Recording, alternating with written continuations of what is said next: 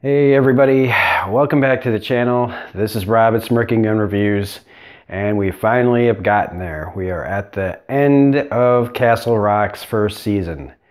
I have not done any reviews for this show since episode 10, the very well done, very good episode about Sissy Spacek's character, and ever since then, while I have been watching the show, I have just decided that I didn't care enough to make reviews about it. I didn't feel like spending my time talking about how much I dislike it and getting reamed in the comment section and getting thumbs down because I don't understand this show. I understand this show fucking fine. I just don't like it. I am very disappointed in this show. But I figured, well, here's the finale. Why not cover what I really think about this show for once and for all? Maybe I'll watch it next year if it's a different show, if it's a different, it's supposed to be an anthology, right? So maybe next year it'll be something that I am into. So let's just go ahead and get into it. Spoilers if you haven't seen the series or this episode. I don't even remember, what's it called? Romans was the last episode. So again, I cannot stress enough to anybody who doesn't watch all of my reviews for this show and just watches one at a time, one here and there. But I was super psyched to see this show. I've been super hyped up for this show since I first heard about it a while ago. I was keeping tabs on when this show was going to come out. I was kind of impatient about it. I kept going, when is this show coming? I was that into it before it aired. First couple of episodes come out. I'm into it. I'm digging it. I'm liking it. I'm liking the setting. I'm liking Shawshank. I'm liking what's going to happen here. What is going on with this guy in this cage? Why did Terry O'Quinn kill himself? All this other stuff and the history of Castle Rock and, how bad things happen here and all this. And then it just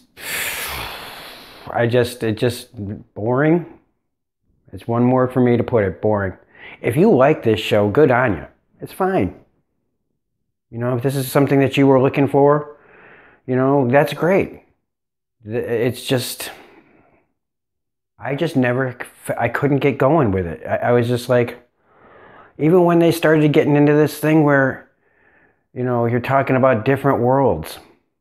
That there's this space in the woods that opens up to a different world, which did intrigue me because it made me start thinking about the Dark Tower series and how they talk about the different spaces that you could cross over to get to different worlds. And it made sense to me in a Stephen King book, inspired show yeah. But there are all these little topics in this 10-episode run that just seem to go nowhere. We didn't get into any of that stuff, really. We get hints at interesting things that eventually lead to just nothing. We are back at the beginning with the guy back in the fucking cage. Because, yeah, apparently, however the fact that he comes from a different place, he's causing this. I don't know why Henry doesn't just shoot him. What, because he's not a murderer? Like, he's basically, the whole town's kind of killed itself. I mean, what's one more body? Can he not be killed? Does he know this? Why did he flash for a second into some sort of monster and then go, looking back at, like Bill Skarsgård? All these things that just have no answers. All these things that go nowhere. Speaking of nowhere, what Jane Levy, again, this poor actress, she's a good actress. She's given nothing. This entire series, she's been given nothing to do. Melanie Lynskey, in the end, she just goes to Florida, which is fine. He told her to leave. And then there's this, Sissy Spacek just dies off screen in the future somewhere. It's just a whole bunch of nothing in the end. When you're right back to where it was, and Skarsgård telling him that the warden said, at some point you don't know which side of the bars you're on, who's actually in the cage. Oh my God, so profound. And, you know, there is this theme about the town and the bad things that happen in it. And, you know, is it the town? Is it just you? Are you a monster? Did the things that happen in your life make you this way? All this stuff that is just life. And it just fundamentally falls completely flat. It gives you these interesting ideas that go nowhere. You know, and that's all I really want to say about it. I don't want to spend any more time about it. If you are one of those people that needs to analyze this and we want to have this great big in-depth review and discussion about it, I honestly applaud you for that.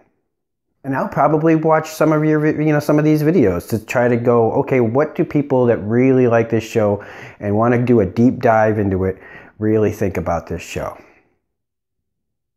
Because I don't feel like, you know, getting philosophical about this show. It just was boring. It went nowhere. We're back at the beginning. That's it. And I'm sorry to all of you that really like this show. I feel like this show had so much potential and gave us dick. So anyway, I'm not going to, you know, do any calls to action about subscribing and liking and blah, blah, blah. I'm just going to say that maybe next year will be better, if there is a next year. And that's it.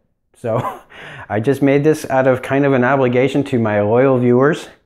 And so if you know, just to kind of bookend it, like I kind of feel like I needed to put a final stamp on this, and that is thumbs down. Performances are good, story is terrible. So anyway, this is Rob at Smirking Gun Reviews saying I'll be doing other videos for things I actually like later on today. So see you later, and have a nice Wednesday. Bye.